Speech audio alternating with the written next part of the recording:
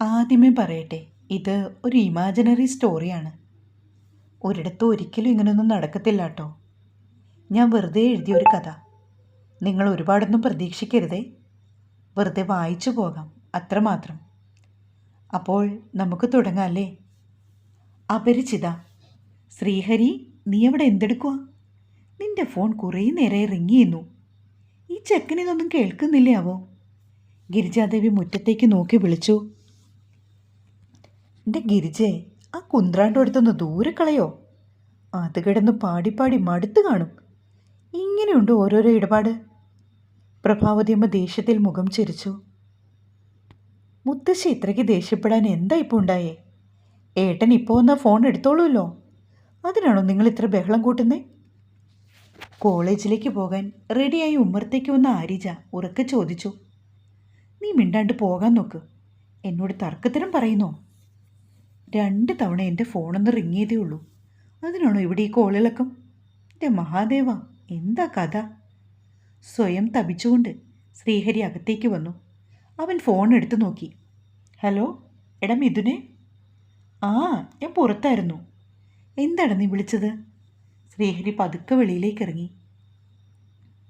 മതിലകത്ത് Sankaran തിരുമേനിയുടെയും Prabhavati അന്തർജനത്തിൻ്റെയും കൊച്ചുമക്കളാണ് Sreehari, ആരിജി. Sreehari M.Tech complete ചെയ്ത് നിൽക്കുന്നു. ആരിജ degree ചെയ്യുന്നു. അവരുടെ അച്ഛൻ പ്രതാപൻ ഒരറിയപ്പെടുന്ന വക്കീലാണ്. ഗിരിജാദേവി വീട്ടമ്മയും. ആരായിരുന്നു നിന്നെ ഇത്ര കാര്യമായിട്ട് വിളിച്ച ശ്രീകുട്ട? കാലത്തെ പ്രഭാത ഭക്ഷണം കഴിച്ചുകൊണ്ടിരുന്നപ്പോൾ മുത്തശ്ശി ശ്രീഹരിയെ നോക്കി. അത് മിഥുനായിരുന്നു മുത്തശ്ശി. അവനൊരു ബാങ്ക് ടെസ്റ്റിൻ്റെ കാര്യം പറയാൻ വിളിച്ചതാ. ചൂട് ദോശയിലേക്ക് തേങ്ങാ ചട്നി ഒഴിച്ചുകൊണ്ട് അവൻ മുത്തശ്ശിക്ക് മറുപടി കൊടുത്തു. എപ്പോഴാ മോനെ നിന്റെ ബാങ്ക് ടെസ്റ്റ്? നിനക്ക് എത്രയും പെട്ടെന്നൊരു ജോലി കിട്ടിയിരുന്നെങ്കിൽ. മുത്തശ്ശിക്കും ശ്രീഹരിക്കുമുള്ള ചായയുമായി വന്ന ഗിരിജാദേവി അവനോടായി പറഞ്ഞു. അടുത്ത ആഴ്ചയാണമ്മേ എറണാകുളത്ത് വെച്ചാ ടെസ്റ്റ്. ഞങ്ങൾ കുറച്ച് ആളുകളുണ്ട് പോകാൻ. അവൻ ചായ എടുത്ത് ചുണ്ടോടടുപ്പിച്ചു. ഏത് ദിവസമാണ് ശ്രീകുട്ട?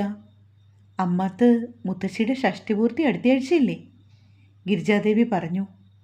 അയ്യോ, പറഞ്ഞ പോലെ അത് നേരാണല്ലോ. ശ്രീഹരി അപ്പോഴാലോചിച്ചു. ആ, ഞാൻ മിഥുനെ ഒന്ന് വിളിച്ചു നോക്കട്ടെ. അവൻ കൈ കഴുകിയിട്ട് തൻ്റെ മുറിയിലേക്ക് പോയി. അമ്മേ. കുറച്ചു കഴിഞ്ഞതും ശ്രീഹരി ഉറക്കി അമ്മയെ വിളിച്ചു. എന്താടാ മോനെ? ഗിരിജ അവൻ്റെ അരികിലേക്ക് വന്നു. അമ്മ, വ്യാഴാഴ്ചയല്ലേ അമ്മാത്ത ചടങ്ങ്? അവൻ ഫോൺ മേശയിലേക്ക് വെച്ചു. അതേ മോനെ, നമുക്ക് വ്യാഴാഴ്ച കാലത്തെ പോകണം. ഓക്കെ അമ്മേ, ശനിയാഴ്ചയാണ് എൻ്റെ ടെസ്റ്റ്, അപ്പോൾ നോ പ്രോബ്ലം. അവൻ ചിരിച്ചു. ആണോ, നന്നായി. ഗിരിജ സന്തോഷത്തോടെ അകത്തേക്ക് പോയി. ഹാവൂ, രക്ഷപ്പെട്ടു. താൻ വിഷമിച്ചിരിക്കുകയായിരുന്നു, ഗിരിജ ആശ്വസിച്ചു. അവരുടെ മനസ്സിലെ കണക്കുകൂട്ടൽ അന്ന് രാത്രിയിൽ അവർ പ്രതാപനുമായി പങ്കുവച്ചു. അതെ, ഒരു കാര്യം പറയാനുണ്ടായിരുന്നു. അലമാരയിൽ നിന്നൊരു ബെഡ്ഷീറ്റ് എടുത്ത് കട്ടിലിൽ വൃത്തിയായി വിരിച്ചുകൊണ്ട് അവർ അയാളെ വിളിച്ചു. പ്രതാപൻ കണ്ണടയെടുത്ത് മുഖത്തു നിന്ന് മാറ്റിക്കൊണ്ട് ഭാര്യയെ നോക്കി. ശ്രീകുട്ടനൊരു ആലോചന. അവർ തിക്കും പോക്കും നോക്കിക്കൊണ്ടാണ് ഭർത്താവിനോട് പറയുന്നത്. അയാൾ നെറ്റി ചൊളിച്ചുകൊണ്ട് അവളെ നോക്കി. നീ എന്താ പറഞ്ഞു വരുന്നത്? ഏത് ശ്രീകുട്ടൻ്റെ കാര്യമാണ്? അയാൾ അവരെ നോക്കി. ഏത് ശ്രീകുട്ടനെന്നോ? ഏട്ടൻ ഏതൊക്കെ ശ്രീകുട്ടനെ അറിയാം? അവൾക്ക് ദേഷ്യം വന്നു. അയാൾ പക്ഷേ വീണ്ടും അവളെ നോക്കി. നമ്മുടെ മോൻ്റെ കാര്യം മനസ്സിലായോ? ഒടുവിൽ ഗിരിജ പറഞ്ഞു. ആർക്ക്? ശ്രീകുട്ടനോ? നീ എന്തായി പറയുന്നത്? അയാൾ മനസ്സിലാകാത്ത മട്ടിൽ ഗിരിജാദേവിയെ നോക്കി. അതെ ഏട്ടാ, ചൈത്രത്തിലെ രേവതിയില്ലേ, എൻ്റെ കൂടെ പഠിച്ച. അവളുടെ മോൾക്ക് അവർ കല്യാണം ആലോചിക്കുന്നുണ്ട്. കഴിഞ്ഞ ദിവസം ദേവിക വിളിച്ചപ്പോൾ പറഞ്ഞു. അവൾ എന്നോട് പറയാ, ഏടത്തി ഒന്ന് നമ്മുടെ ശ്രീകുട്ടന് വേണ്ടി ചോദിക്കാൻ.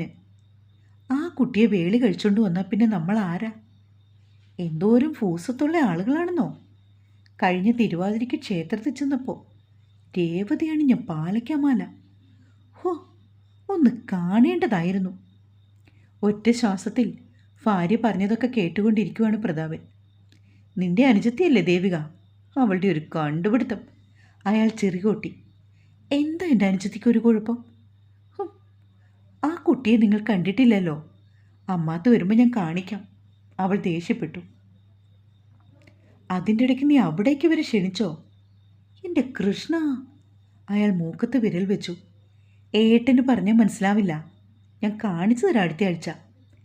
എൻ്റെ ഗിരിജെ, നീ ഇങ്ങനെ കിടന്ന് ബഹളം വയ്ക്കാതെ. അവൻ്റെ പഠിപ്പ് കഴിഞ്ഞതേ ഉള്ളൂ. ഒരു ജോലിയൊക്കെ ആവട്ടെ. പിന്നെ നീ അവൻ്റെ ഇഷ്ടം ആരാഞ്ഞോ? അയാൾ കട്ടിലേക്ക് കിടന്നുകൊണ്ട് ചോദിച്ചു. എൻ്റെ മോന് 100% ഇഷ്ടമാകും, ഉറപ്പ്. ഗിരിജ അയാൾക്ക് അഭിമുഖമായി കിടന്നു. ഒരു പാലയ്ക്കാമാല. പെണ്ണല്ലേ ജാതി. അയാൾ മന്ദഹസിച്ച് കണ്ണുകൾ അടച്ചു. കാലത്തെ തന്നെ ഗിരിജ അടുക്കളയിൽ കയറും. ആ ജോലി കഴിയണമെങ്കിൽ നേരം കുറേയാകും. അമ്മയ്ക്ക് എന്താ സമ്മാനം വാങ്ങി കൊടുക്കേണ്ടത് ഗിരിജെ? നീ പ്രതാപനോട് സംസാരിച്ചോ? പ്രഭാവതി മരുമകളെ നോക്കി. ഉച്ചക്കത്തുള്ള പ്രാതലിനു വേണ്ടി കറിക്ക് നുറുക്കിക്കൊണ്ടിരിക്കുകയാണ് രണ്ടുപേരും. അതമ്മേ, ഏട്ടൻ പറഞ്ഞു അമ്മയ്ക്കൊരു നവരത്നമോതിരം മേടിച്ചു കൊടുക്കാമെന്ന്. അത് പറയുമ്പോൾ ഗിരിജയെ ഒന്ന് വിക്കി. നവരത്നമോതിരം എന്നൊക്കെ പറയുമ്പോൾ നല്ല വിലയാവില്ലേ? പ്രഭാവതിക്ക് അത് അത്ര പിടിച്ചില്ല. ദേവിക 2 പവൻ്റെ വളം മേടിച്ചു. പിന്നെ ഗോപേട്ടനും ഫാനും കൂടി അമ്മയ്ക്ക് എന്താ മേടിക്കുന്നതെന്ന് അറിയില്ല. നമുക്ക് മോശം വരുത്തത്തില്ലല്ലോ അമ്മേ, ഗിരിജ ന്യായീകരിച്ചു. ദേവികയ്ക്കത് പറ്റും, മഹാദേവൻ ഡോക്ടറല്ലേ. പിന്നെ ഗോപകുമാരന് പുരയിടത്തിലെ നാളികേരം പിരിച്ചാൽ മതി. 5 പവൻ്റെ മാല നിസ്സാരമായിട്ട് മേടിക്കാം. അതുപോലാണോ നമ്മൾ? പ്രഭാവതി അമ്മ എഴുന്നേറ്റ് വാരത്തിലേക്ക് ഇറങ്ങി. അല്ലെങ്കിലും എൻ്റെ വീട്ടിലേക്ക് എന്തെങ്കിലും കൊടുക്കുമ്പോൾ നിങ്ങളുടെ അമ്മയുടെ മട്ടുമാറും. എന്തൊക്കെയോ വിളിച്ചു പറയുന്നു കേട്ടു. എന്തൊരു സ്വഭാവമാണെന്നോ. രാത്രിയിൽ ഗിരിജ ഭർത്താവിൻ്റെ മുൻപിൽ നിന്ന് മൂക്ക് പിഴിഞ്ഞു. ഓട്ടെ ഗിരിജേ, നീ ഇതിത്രയ്ക്ക് കാര്യാക്കണ്ട. അമ്മയുടെ സ്വഭാവം അറിയുന്നതല്ലേ നിനക്ക്. ഞാനല്ലേ എന്താ കൊടുക്കേണ്ടതെന്ന് തീരുമാനിക്കുന്നത്. അയാൾ അവളെ ആശ്വസിപ്പിച്ചു. എന്നാലും ഏട്ടാ, ഇതിത്തിരി കൂടുതലാ. അമ്മ ഇങ്ങനെ പറയുന്നത് സഹിക്കാൻ പറ്റില്ല കേട്ടോ.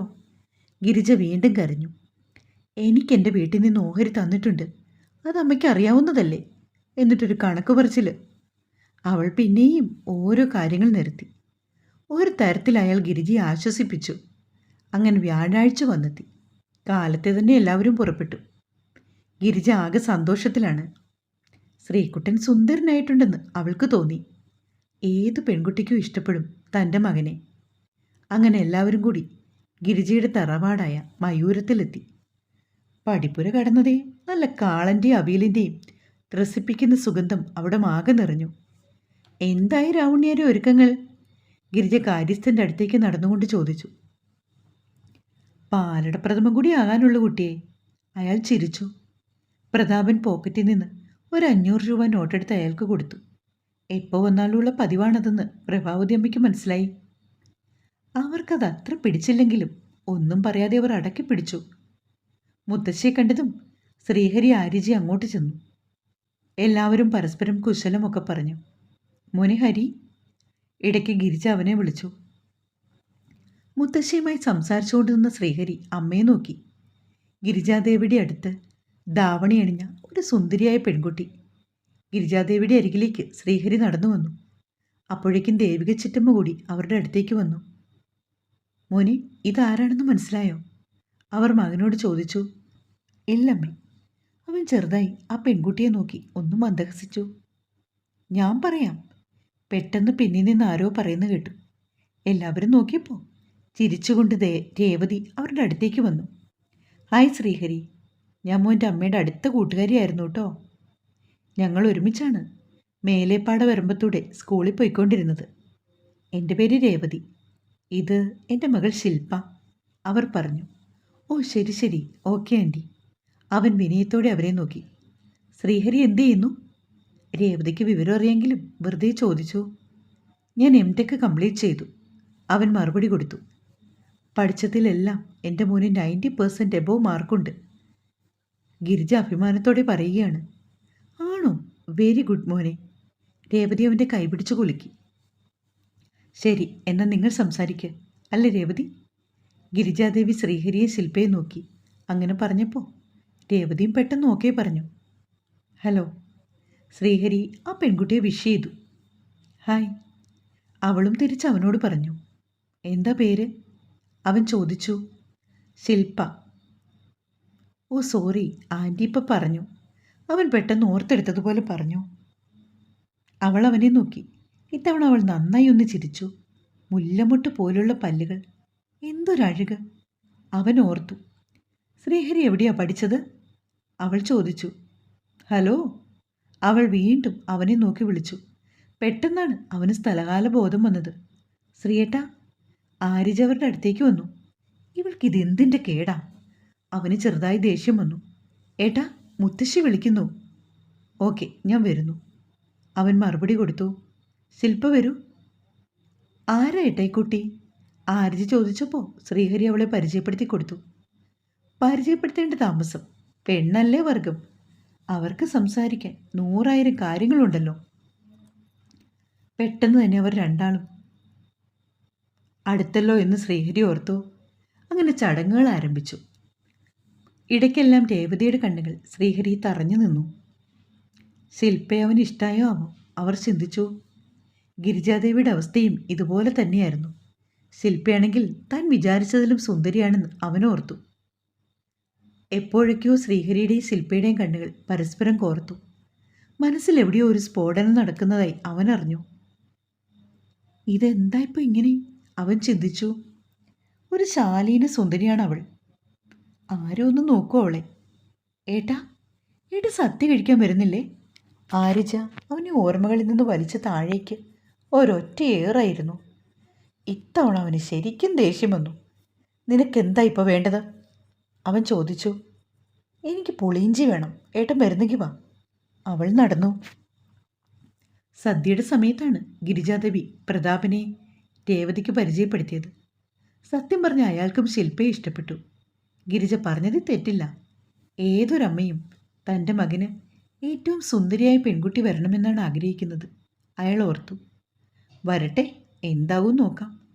അയാൾ ഒരു ഞാലിപ്പൂവൻ പഴമെടുത്ത് പാലട പ്രഥമനിലേക്ക് തിരികെ കയറ്റി. ഗിരിജാദേവിയും രേവതിയും തമ്മിൽ ചർച്ച ചെയ്യുന്നത് കണ്ടാൽ തോന്നും എന്തോ വലിയ സംഭവമാണെന്ന്. ആരജി ശില്പയെ ഒരുമിച്ചിരുന്ന് സദ്യ കഴിച്ചു. അവർ രണ്ടാളും വളരെ അടുത്ത് കഴിഞ്ഞിരിക്കുന്നു. അങ്ങനെ സമയം പിന്നിട്ടുകൊണ്ടേയിരുന്നു. വൈകാതെ തന്നെ രേവതിയും ശില്പയും അവരോട് യാത്ര പറഞ്ഞു പോയി. രേവതി ഫോണിലേക്ക് എന്തൊക്കെയോ സേവ് ചെയ്യുന്നുണ്ട്. അത് ശ്രീഹരിയുടെ ജനനത്തീയതിയും സമയവുമായിരുന്നു. പ്രഭാവതി അമ്മയ്ക്ക് മാത്രം നടക്കുന്നതൊന്നും പിടികിട്ടിയില്ല. വൈകുന്നേരത്തോടെ അവരും മതിലകത്തേക്ക് മടങ്ങി. രാത്രി സമയം 9:30. നീ ആരെ വിളിക്കുവാടി? രേവതി പിന്നിൽ വന്നുകൊണ്ട് ശില്പയെ വിളിച്ചു. ശില്പ ഞെട്ടിത്തെറിച്ചു നോക്കി. അതമ്മയും മെറിനാണ്. അവൾ പെട്ടെന്ന് ഫോൺ കട്ടിലേക്ക് എറിഞ്ഞു. ശ്രീഹരിയെ നിനക്കിഷ്ടായോ? അവർ മുഖപുരയില്ലാതെ ചോദിച്ചു. എന്താ അമ്മ അങ്ങനെ ചോദിച്ചത്? അവൾ നെറ്റി ചൊളിച്ചു. ഒന്നുമില്ല. എന്നിട്ട് അവർ അവളെ അടിമുടി നോക്കി. ശേഷം തിരിഞ്ഞു നടന്നു. വാതിൽക്കലെത്തിയതും അവരൊന്ന് പിന്തിരിഞ്ഞു. ശില്പ അപ്പോഴും അവരെ നോക്കിയിരിക്കുവാണ്. ഒരു കാര്യം കൂടി പറയാനുണ്ട്. ഞങ്ങൾ നിന്റെ ഗ്രഹനില കൈമാറുവാണ്. രേവതി അതും പറഞ്ഞ് വെട്ടിത്തിരിഞ്ഞ് നടന്ന് പുറത്തേക്ക് പോയി. ശില്പ തരിച്ചിരിക്കുകയാണ്. ഗിരിജാദേവിയുടെ അമ്മയുടെയും പ്ലാൻ അപ്പോൾ ഇതായിരുന്നു. അതാണ് അവർ തന്നോട് കൂടെ വന്ന് അടുത്തത്. ശ്രീഹരി. അവൾ ഓർത്തു. നല്ലൊരു ചെറുപ്പക്കാരനാണ്. ഒരു നല്ല സ്വഭാവത്തിന് ഉടമയാണെന്ന് ഒറ്റ നോട്ടത്തിൽ അയാളെ കണ്ടാൽ തന്നെ അറിയാം. പക്ഷേ റിച്ചാണ്. അവനെ താൻ എങ്ങനെ മറക്കും? ദിനരാത്രങ്ങൾ പിറകോട്ട് സഞ്ചരിച്ചു. ഫസ്റ്റ് ഇയർ ചെന്നപ്പോൾ മുതലുള്ള പരിചയമാണ്. റാഗിങ് ആയിരുന്ന തന്നെ സീനിയേഴ്സിൽ നിന്ന് രക്ഷിച്ച ഒരു സീനിയർ. ആദ്യമൊക്കെ അയാളോട് ഒരു ആരാധനയായിരുന്നു. ഇടയ്ക്കെപ്പോഴും അത് പ്രണയത്തിന് വഴിമാറി. രണ്ടാളും പരസ്പരം അടുത്തു.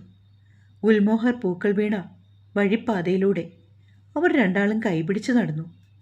അടർന്നു വീണ ഓരോ പൂക്കളിലും അവരുടെ പ്രണയം തുളുമ്പുന്ന കാൽപാദങ്ങൾ പതിഞ്ഞു. പെട്ടെന്നുണ്ടായ സ്ട്രൈക്കിൽ വീട്ടിലേക്ക് താൻ വന്നതും, ഒരു ദിവസം കുളിക്കുവാൻ ബാത്റൂമിൽ കയറിയതും, അപ്രതീക്ഷിതമായി മുറിയിലേക്ക് വന്ന അമ്മ ഫോൺ എടുത്ത് നോക്കിയതും എല്ലാം ഇന്നലെ കഴിഞ്ഞതുപോലെ അവൾ ഓർക്കുന്നു. അമ്മയുടെ പ്രഹരങ്ങളെക്കാൾ അവളെ വേദനിപ്പിച്ചത് റിച്ചാർഡിൻ്റെ പിന്നീടുള്ള മനമാറ്റമാണ്. അവൻ്റെ ഡാഡി ലണ്ടനിൽ ഡോക്ടറായ ഒരു പെൺകുട്ടിയുമായി അവൻ്റെ വിവാഹം ഉറപ്പിച്ചുവെന്ന് അവൻ്റെ ക്ലാസ്സിലെ മീര പറഞ്ഞാണ് താൻ അറിഞ്ഞത്. നീയാണെൻ്റെ നിശ്വാസമെന്ന് പറഞ്ഞു നടന്ന റിച്ചാർഡ് പിന്നീട് തന്നെ കണ്ടാൽ മിണ്ടാതെയായി. ആദ്യമൊക്കെ ഭയങ്കര വിഷമം. പിന്നീട് താനും അതിനോട് പൊരുത്തപ്പെട്ടു തുടങ്ങി. ശില്പ കണ്ണുകൾ ഇറുക്കിയടച്ചു. ശ്രീഹരിയുടെ ചിരിക്കുന്ന മുഖമാണ് അപ്പോൾ തെളിഞ്ഞു വന്നത്. ഈ സമയം മതിലകത്ത് വീട്ടിലും കൊണ്ടുപിടിച്ച ചർച്ചയാണ്. എല്ലാവർക്കും പെൺകുട്ടിയെ ഇഷ്ടമായി. പ്രഭാവതിക്ക് മാത്രം ചെറിയ പരാതി. ഗിരിജ മുൻപേ കാര്യങ്ങൾ ധരിപ്പിച്ചില്ല എന്നതാണ് അവരുടെ പ്രശ്നം. എൻ്റെ അമ്മേ, ഈ ഇരിക്കുന്ന ശ്രീയോട് ചോദിക്ക്, അവൻ എന്തെങ്കിലും അറിഞ്ഞോന്ന്. ശ്രീഹരി നിശ്ചയദാർത്ഥത്തിൽ തലകുലുക്കിയതും പ്രഭാവതി കസേരയിലൊന്ന് ഇളകിയിരുന്നു. പെട്ടെന്ന് ഗിരിജാദേവിയുടെ ഫോൺ ശബ്ദിച്ചു. രേവതി കോളിംഗ്. ഹലോ, ആ രേവതി, പറയൂ. ഗിരിജാദേവി ഫോൺ എടുത്തുകൊണ്ട് എഴുന്നേറ്റു. ആണോ? ആഹാ. അവരുടെ സന്തോഷം നിറഞ്ഞ മുഖഭാവം കാണുമ്പോഴറിയാം എതിർ ഭാഗത്തു നിന്നുണ്ടായ അനുകൂല സാധ്യതകൾ. അയ്യോ, ഞങ്ങൾക്കൊന്നും വേണ്ട, കുട്ടിയെ മാത്രം മതി, ഗിരിജ പറഞ്ഞു. അതുമാത്രം മതിയോ? പെട്ടെന്ന് പ്രഭാവതി എല്ലാവരെയും നോക്കി. അങ്ങനെ കുറച്ച് സമയം കഴിഞ്ഞതും ഫോൺ കട്ടായി. എല്ലാ കണ്ണുകളും ഗിരിജയിലേക്കാണ്. അവർക്ക് സമ്മതാണ്. രേവതിയുടെ ഹസ്ബൻഡ് ഇപ്പോൾ വിളിച്ചോന്ന്. പുള്ളി ദുബായിൽ നിന്ന് വരുന്നത് കണക്കാക്കി വിവാഹ തീയതി തീരുമാനിക്കാത്രേ.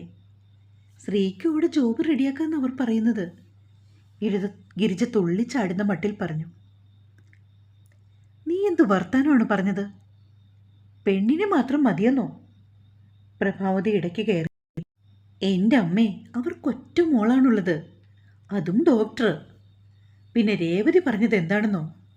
200 പവനെങ്കിലും ഇട്ടേ ഞാൻ എൻ്റെ മോളെ വിടുത്തുള്ളൂ എന്ന് ഗിരിജ ചിരിച്ചുകൊണ്ട് പറഞ്ഞു. അത്രയൊക്കെ മേടിച്ച് വേളി കഴിക്കാനുള്ള പ്രതാപം എൻ്റെ മകനുണ്ടോ ഗിരിജെ? പ്രതാപൻ ചിരിച്ചു. അല്ലെന്ന് ഞാൻ പറഞ്ഞില്ലല്ലോ ഏട്ടാ.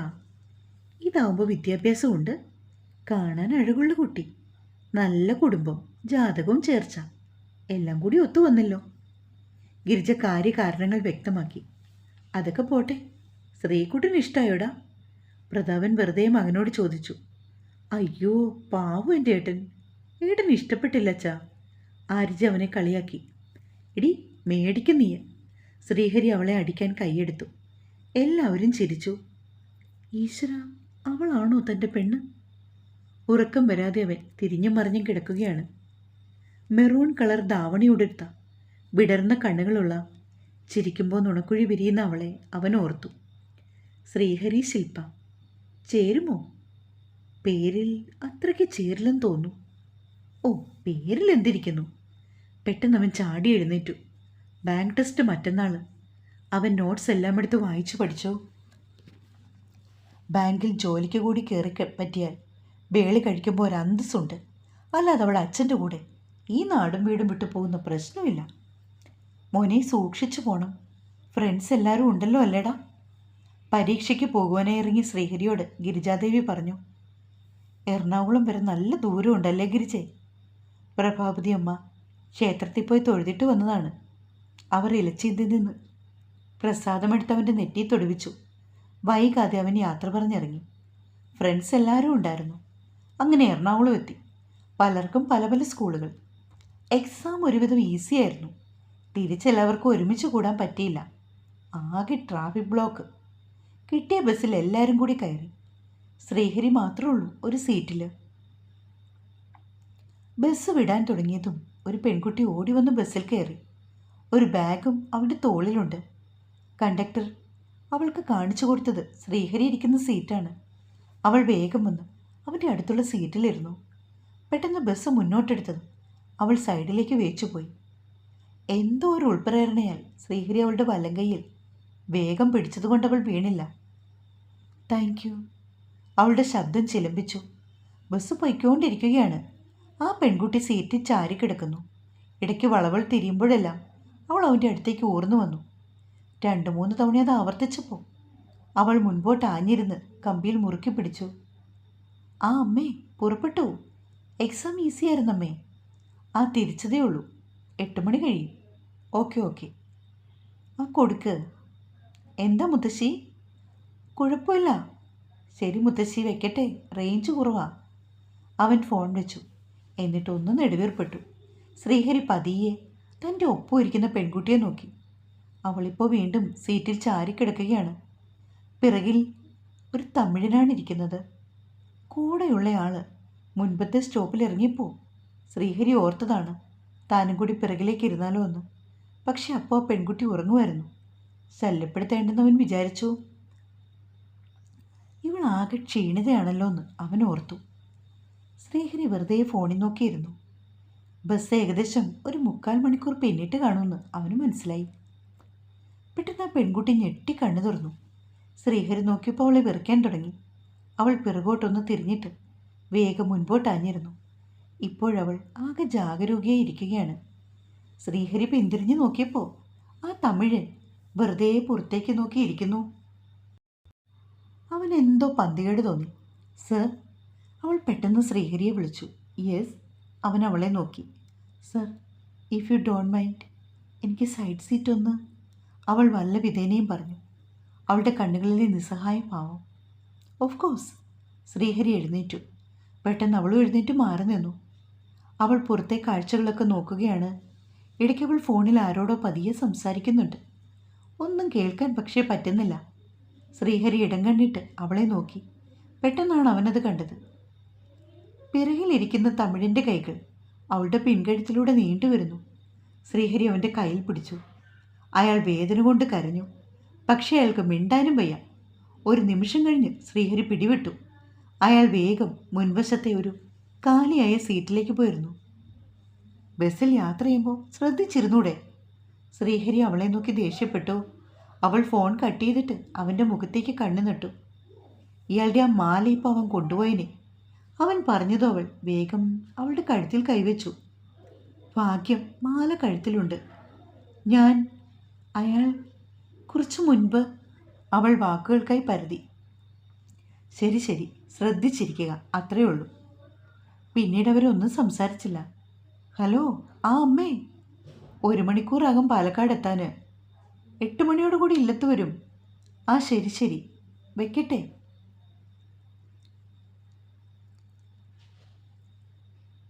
അവൻ ഫോൺ വിളിച്ചപ്പോൾ അമ്മ ഫോണെടുത്ത് സംസാരിച്ചു. പെട്ടെന്നാണ് വണ്ടി ആഞ്ഞു ചവിട്ടിയത്. കാതടുപ്പിക്കുന്ന ഒരു സൗണ്ടായിരുന്നു. പിന്നാലെ എത്തിയതും ശ്രീഹരിയുടെ അടുത്തിരുന്ന പെൺകുട്ടിയുടെ തല പോയി കമ്പിയിൽ നന്നായി ഒന്ന് ഇടിച്ചു. അവൾക്ക് തലയിൽ ഇരുട്ട് കയറുന്നതുപോലെ തോന്നി. ഹലോ, എന്തേലും പറ്റിയോ? അവൻ എഴുന്നേറ്റുകൊണ്ട് ചോദിച്ചു. അവൾക്കൊന്നും കാണാൻ പറ്റുന്നില്ല. പക്ഷെ കുഴപ്പമില്ലെന്ന് അവൾ തലയാട്ടി. ഒരു ബൈക്കുകാരൻ വന്ന് വട്ടം ചാടിയതാണ്. ബസ്സിന് സ്പീഡ് കൂടുതലായിരുന്നു. ബൈക്ക് സ്ലോയിലാണ് വന്നത്. ആരൊക്കെയോ പറയുന്നുണ്ട്. വേഗം ഹോസ്പിറ്റലിൽ കൊണ്ടുപോകാം, പോലീസ് വരട്ടെ. പല പല അഭിപ്രായങ്ങൾ ഉയർന്നു വന്നു. ശ്രീഹരിയും ആളുകളുടെ ഇടയിലേക്ക് ഇറങ്ങിച്ചെന്നു. എല്ലാവരും ഇറങ്ങിക്കോ, ഇനി പോകില്ലാത്ത ലക്ഷണമാണ്. ബസ്സിലേക്ക് നോക്കി ആരോ പറഞ്ഞു. ശ്രീഹരി നോക്കിയപ്പോൾ ആ പെൺകുട്ടി വളരെ പാടുപെട്ട് ബാഗും എടുത്തുകൊണ്ട് വരുന്നുണ്ട്. അവൾ വീണു പോകുമോ എന്നവൻ ഭയപ്പെട്ടു. കാരണം അവൾ അത്രയ്ക്ക് ക്ഷീണിതയായിരുന്നു. അവൾ പതിയെ ശ്രീഹരിയുടെ ചാരെ വന്ന് നിന്നു. കുട്ടി, ദേ ആ വെയിറ്റിംഗ് ഷെഡിലേക്ക് പോയി നിൽക്ക്. ഈ ലഗേജ് എല്ലായിട്ട് നിന്ന് വിഷമിക്കണ്ട. കണ്ടക്ടർ അവളോട് പറയുന്നത് ശ്രീഹരി കേട്ടു. അവൾ ദയനീയമായി ശ്രീഹരിയെ നോക്കി. എന്താ? അവൻ ചോദിച്ചു. ഒന്നുമില്ലെന്ന് അവൾ ചുമൽ കുലുക്കി. എന്നിട്ട് ആ കണ്ടക്ടർ കാണിച്ചു കൊടുത്ത ഭാഗത്തേക്ക് അവൾ നടന്നുപോയി. ഏതോ ഒരു ഉൾനാടൻ ഗ്രാമമാണെന്ന് അവന് തോന്നി. ആളുകൾ തീരെയില്ലാത്ത സ്ഥലം. ഇതിൻ്റെ ഇടയ്ക്ക് ഒരു ആംബുലൻസ് വന്നു. പിറകെ പോലീസും. ബൈക്കുകാരനെ ഹോസ്പിറ്റലിൽ കൊണ്ടുപോയി. ബസ്സാണെങ്കിൽ ഡ്രൈവറും കണ്ടക്ടറും കൂടി സ്റ്റേഷനിലേക്ക് കൊണ്ടുപോകാൻ തയ്യാറെടുത്തു. ശ്രീഹരി നോക്കിയപ്പോൾ ആ പെൺകുട്ടിയുടെ പിറകെ ഒരാൾ നടന്നു പോകുന്നു. പെട്ടെന്ന് ശ്രീയുടെ വയറിൽ ഒരാളിക്കത്തലുണ്ടായി. അത് ആ തമിഴനല്ലേ? തുടരും.